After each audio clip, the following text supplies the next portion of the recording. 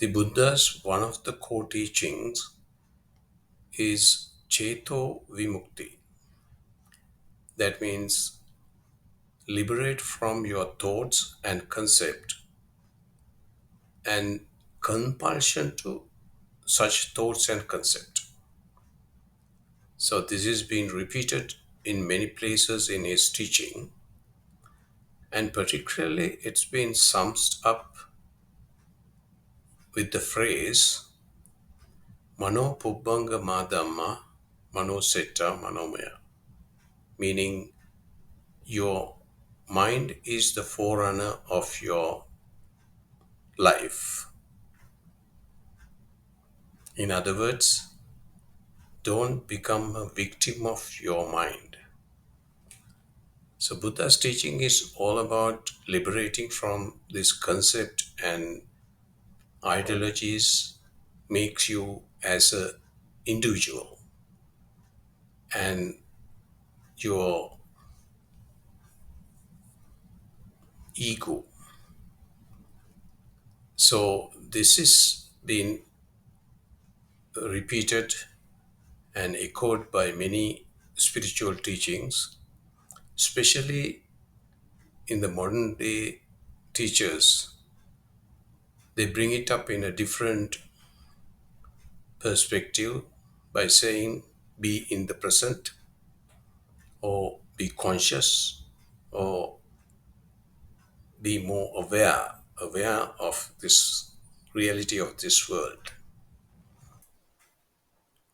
Sadhguru is one of the modern day yogic masters who has given the explanation about Buddha's teaching in a different aspects, and particularly on this aspect that we were talking about.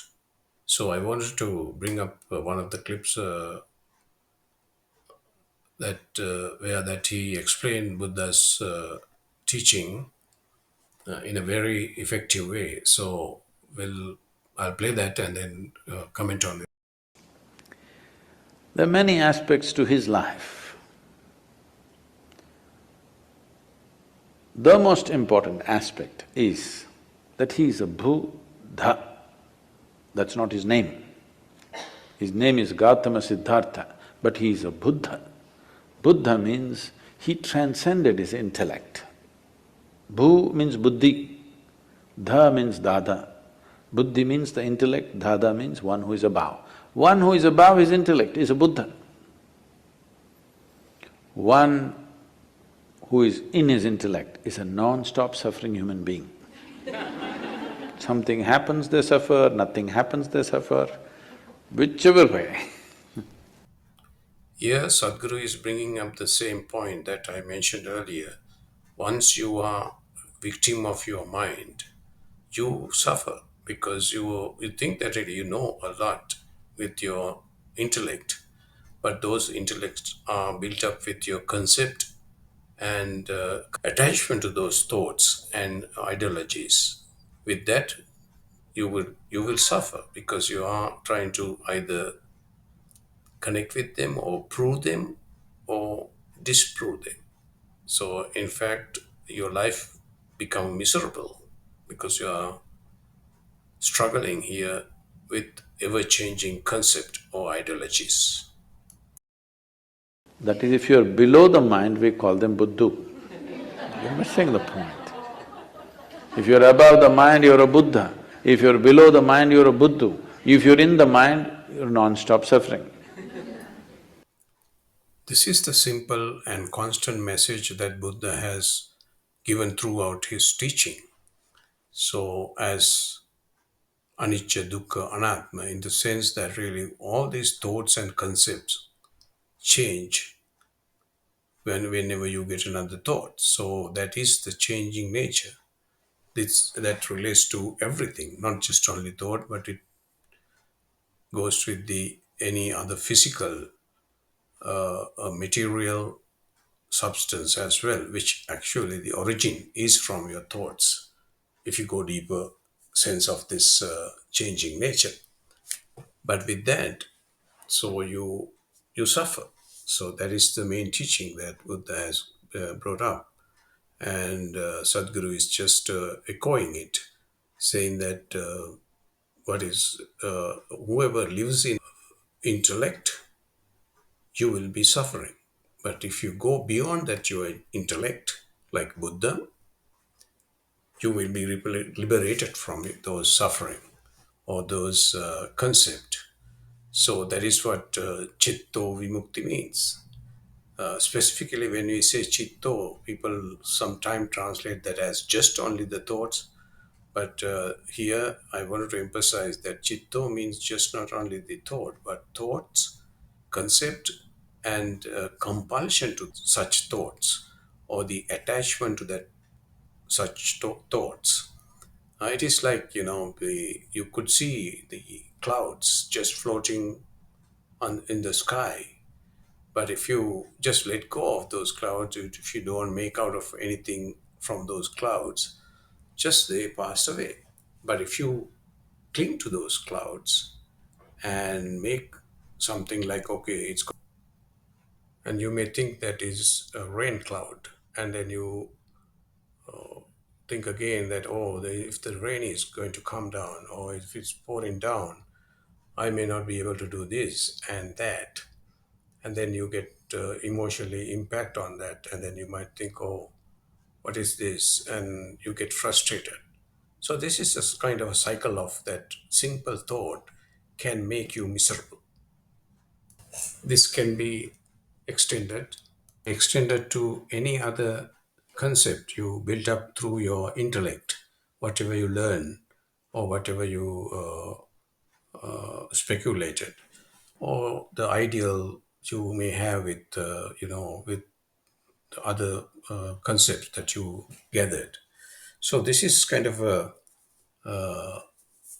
overall picture of what Chetho Vimukti means. That really you need to let go of those intellect or those compulsion to those intellect. I don't say that really you need to let go of all the intellect in the sense you all the knowledge. It is there, that's all right, but you should not be have that compulsion and then cling to those, and then there's some kind of a friction with others and with the same idea that you have. So that friction brings you the suffering. So overall, when Buddha mentioned that dukkha, that is actually the changing nature. So I want to emphasize that, although we translate that as the suffering, but in fact, actually, it is the changing nature, that which is not stable, and it always changes, and then your emotion will change, as well as then you will be suffering. But if it's went little bit intensive form, you get frustration or you get depression and all that. So it comes to even the happiness too. Sometimes you might satisfied with something, but that won't last long. So then again, you become unhappy. So this is why I said that really suffering, the word suffering is not the exact word for this, but dukkha is the exact word. Since we have adapted karma, I think we should adapt this dukkha as the actual interpretation of that suffering we are referring to all this time. So dukkha means that really the your changing nature. So changing nature includes your thoughts, concepts, perception, and the compulsion to those perceptions as well. So that is Buddha's one of the core teaching, as I mentioned, the Chetto. So Chetto Vimukti means that really you are liberating from that kind of a compulsion. So that is the same thing that Sadhguru is emphasizing here. If you're above the mind, you're a Buddha. If you're below the mind, you're a Buddha. If you're in the mind, you're non-stop suffering.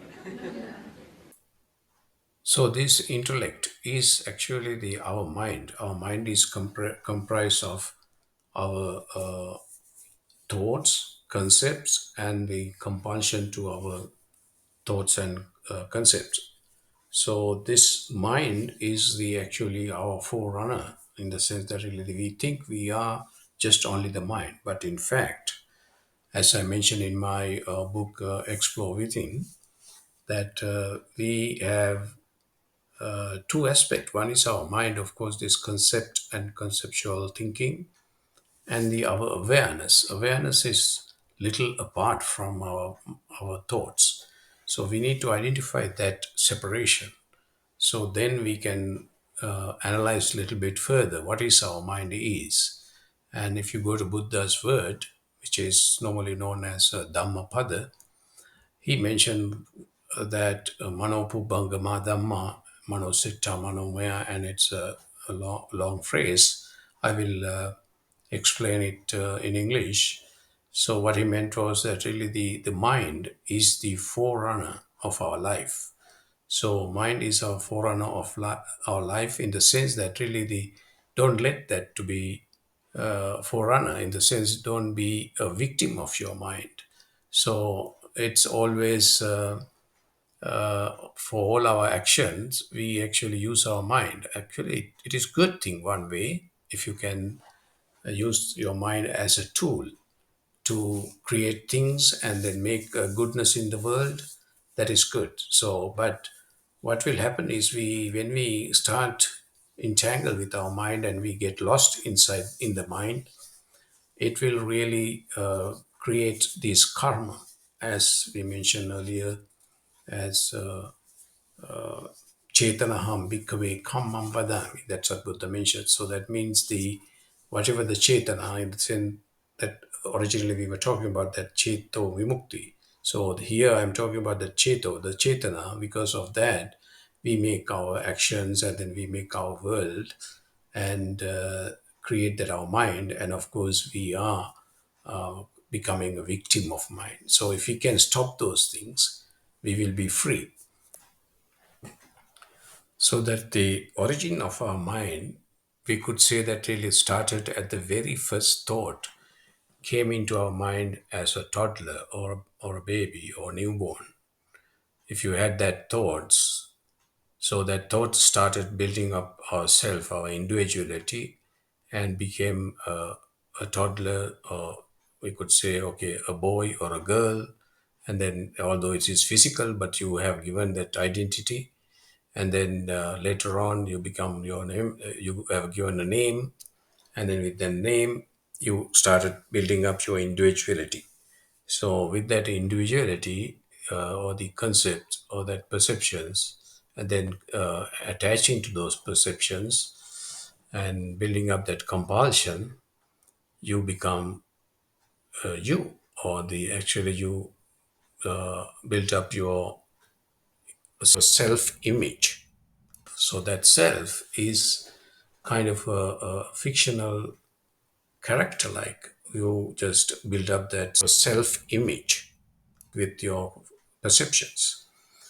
So the Buddha's teaching is to make sure that really you identify that separately and then identify it as a separate creation or by your thoughts and your concept and let go of it. So that is why that his teaching is about as Chetho Vimukthi, in the sense all that conceptual thinking or the that intellect you built up. If you have that compulsion to those intellect, you will suffer, as Sadhguru mentioned. And if you let go of those intellect or the that concept or that ideology or the compulsion to those concept, you will be free. So that is Buddha's teaching in nutshell.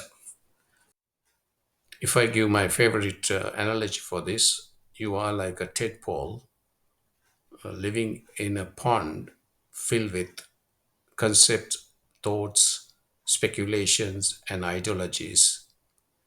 But once you become a frog and come out of from that pond, you see that really there is a dry land, and you can see the your mind is actually the forerunner of your life while you were in the form of tadpole.